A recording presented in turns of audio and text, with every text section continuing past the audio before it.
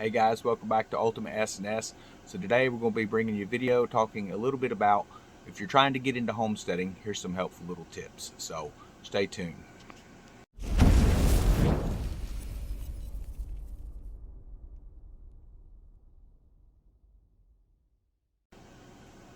So the best thing I can tell you about getting into homesteading, whether you're doing a large farm or just trying to do something small at your house to add to your sustainability, is you want to find projects that you are going to enjoy doing. So if you're going to be keeping chickens, my advice to you is try to make some fun out of caring for your chickens. You don't want to just go out half tired, you don't really want to be out there and throw some food out. You want to get involved. You want to try and make a bond with your birds. Now, when I say bond with your birds, understand you're not going to have that maternal bond like ducklings get with a mother duck, or if you're raising a duckling, they have a tendency to imprint on what they perceive as their mother or their parent.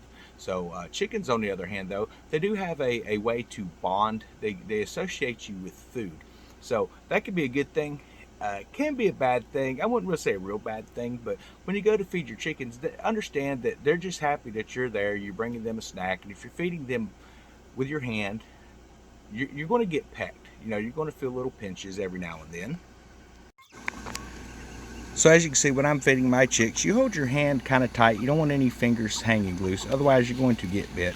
Now they still have a tendency to pinch the skin on occasion. The main thing is don't jerk your hand back, don't react in a negative way, and try not to drop the feed bowl, because a lot of times if they start to realize that all they have to do is peck you hard, you're going to drop the feed, they're going to peck your feet and everything else when you walk in. So they respond a lot with how you react around them. For me, I like to cast it out. I feed them a couple of handfuls and just do a broadcast. So when I'm broadcasting the feed out to the chickens and things like that, typically what I do when I enter a pen, if you start getting one of those chickens who like to try and peck your foot, if you're wearing flip-flops or something, it doesn't really hurt. It can be kind of aggravating. So typically you can take just a little handful, just toss a little bit toward the middle of the coop area or the run, and they're going to go back. So the scratch that I use is just cracked corn with sunflower seed, and I do take them soldier fly larvae or powerworm larvae or any kind of little bugs I'm finding outside and things. One of the things I've noticed with the chickens is you do not want to go out there if you're in a stressed, irritated type of situation. If you're putting them up at night, sometimes you get that one little bird who wants to try you, wants to run around.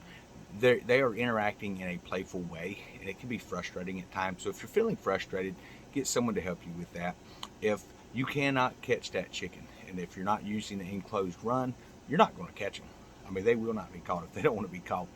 So what you have to do is just make sure to have a roost area and make sure you pick up any food and things that you have outside and place it inside the coop.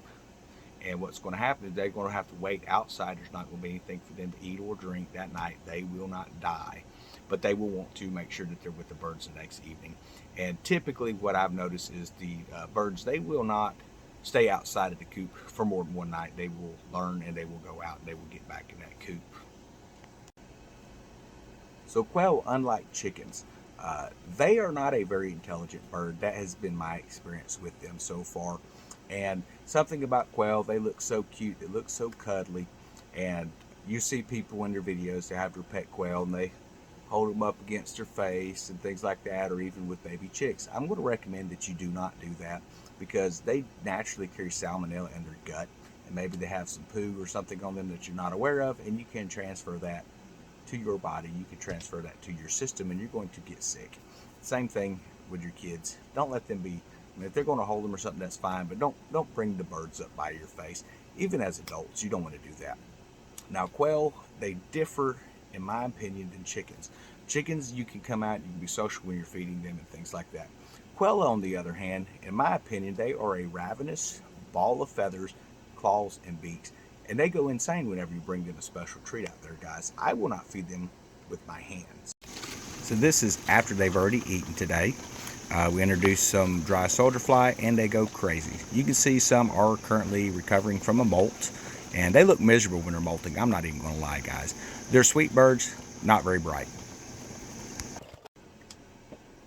So maybe you're looking at doing gardening, guys. Something to think about with gardening is it's great to look at these pictures, these beautiful gardens and all the different types of food and stuff that they eat, Here's what I'm thinking when it comes to gardening, and everyone thinks different.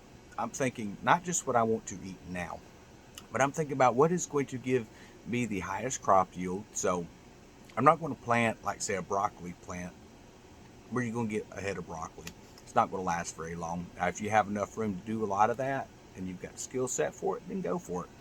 For me, squash, zucchini, things like that, they have really high yields. Any types of green beans, any types of beans in general, even your bush beans and things like your kidney beans and stuff like that. Maybe you want to do legumes, which would be like peanuts and stuff that actually grow underground.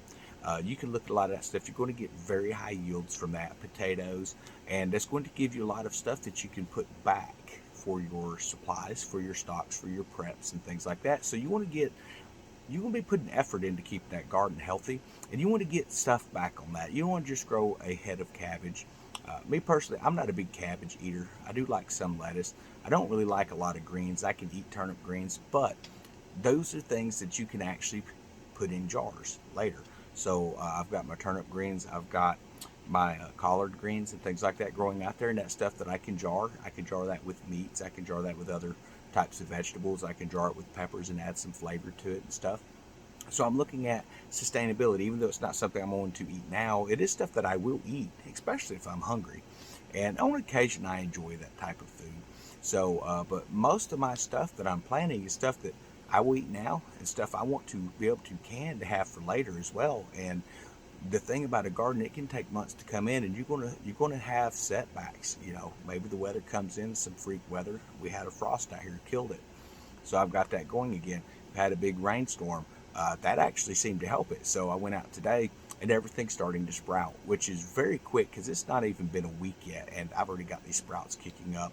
I went out and I just dredged out the in between my rows, removed that excess dirt, muck, and water, get that out of there so that the ground can start drying, because you want them roots to shoot down into the ground, guys. You want to encourage that growth. If you can get a good root base and get your plants up to around the second, third node, then you start adding your fertilizer, and things get a lot easier from there. It's just down to weeding and your basic maintenance of a garden and watering it if it needs it. So this time of year, the reason I really was wanting to get it planted is because we get those spring showers out here. Now, we do occasionally get thunderstorms.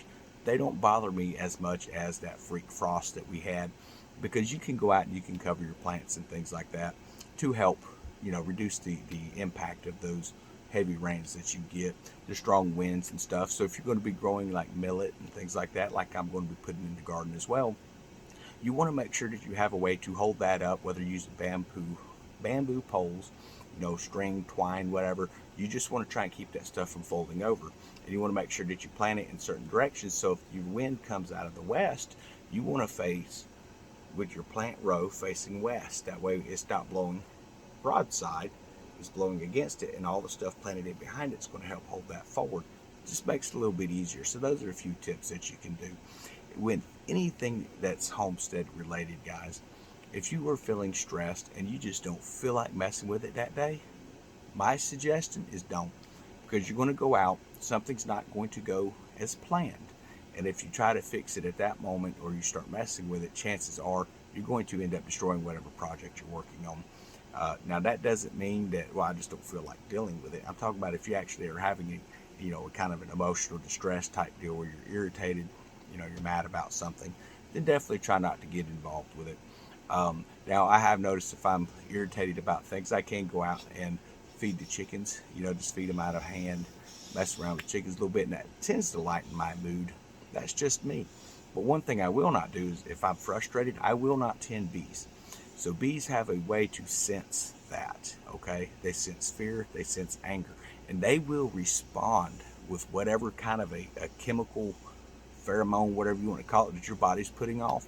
When you're in those bad moods, it puts that stuff off, guys. They can smell it on you, and you will get stung. You will have a very bad time tending that hive. So make sure it's a day where it's not too late in the afternoon where it's so hot, but kind of early morning. And you want to make sure it's after that morning dew, and just go out and tend your bees. And typically, I would not open the hive in any weather that's under 70 degrees. It's just me. There's people who do it in colder conditions. Your bees will be a little sluggish. They don't sting, they don't fly as much, but it's harder to see what's going on with the frame. So I typically go out around 10 o'clock in the morning. You don't want high noon. You want to make sure all your bees are out of the hive. So that's the best time. Before high noon, the bees are out, they're collecting, except for your nurse bees and things like that. They're going to be inside the hive, but there's fewer of those than there are gatherers. That's the best time to go, guys. If you wait for high noon where it's just real hot, a lot of your bees come back to the hive during that time just because it's too hot to be flying. If it's a very windy day, don't open your hive because all your bees are inside the hives. So just think about it. If you was a bee and you were trying to fly around, would you want to be in that type of weather? Probably not. So they're going to be in the hive. So try to catch it at a time where they're out gathering. If you see a lot of in and out traffic in the hive, you can go into it. I try not to. I'll sit back and you'll notice that traffic will start to die down because they go in, they're getting clean, and then they will all fly back out. And then when they take back off, a bee will scavenge up to like 5 miles away. So that's going to give you some time to get in, check your frames, see where you're sitting on honey. Maybe it's time to add a super on top. Maybe you need to say, okay, well, I've got queens, they've laid eggs in these 2 boxes, and I just want this top box for just honey. So what you want to do is make sure your queen is in the bottom of the box. That way, and put a queen excluder on top of that. And then lay your other box in. When those other bees hatch out, they're going to crawl out. They're going to go do what bees do, but she can't get up in there and lay eggs. And that is the easiest and quickest way to make sure that you get comb built on your frames.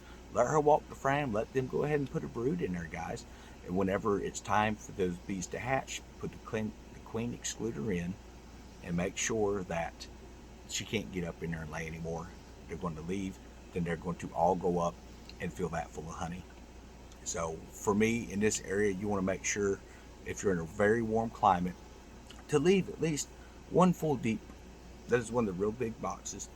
Leave it full of honey, full of honey stores. Do not steal anything out of that. I leave a deep and a half down here to get them through winter, because you never know how long your winter is going to be.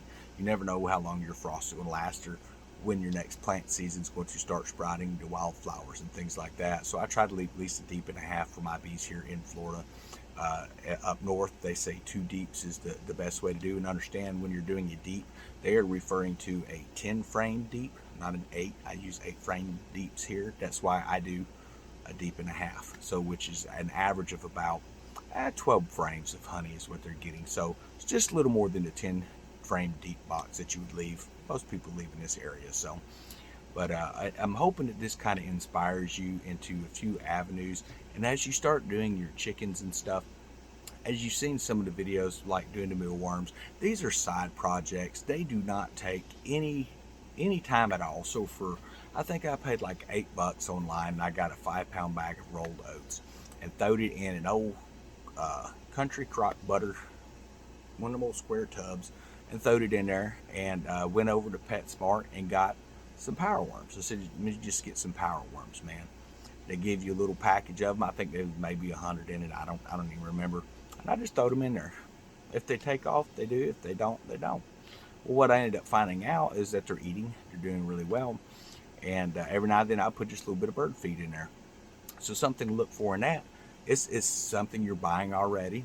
You know, maybe you're throwing them garden scraps. Maybe you're throwing them some food scraps. I would not recommend putting wet stuff in there, because that can cause mold issues. You don't want mold inside your containers. So everything I give them is dry. There's enough humidity in this air that's going to draw that humidity into the oats, and they're very good at processing moisture. They don't need a water dish or anything like that. They do what they got to do. Or maybe you want to do, you know, fly larvae, as far as like black soldier fly larvae. To me, I don't have an area where I feel comfortable doing that. It's a little more work. Maybe you want to have fresh maggots for them. That's as simple as, if you clean, say, a chicken, just hang a carcass up where nothing can get to it. The flies are going to blow it, and just come out and knock the maggots loose and feed them back to the chickens, guys. It's going to have a high source of protein. Me personally, I don't want to smell anything rotting in the yard, so I'm not going to go that route. But that's always an option, guys. So I hope this video has inspired you to do some, you know, get out and do something. You know, the main thing is just don't sit. You know, we're not all going to be able to jump out and go buy a 2 or 10 or 20 or 50 year supply of food. Okay? Not right off the bat. You can stock up. I mean, if you've been prepping for years, that's great. if you're new to the prepping community, I know, hey, I know the frustration that's out there. People talk about, well, hey, I went to the store and I bought $1,000 worth of food. Well, realistically, not everybody can do that.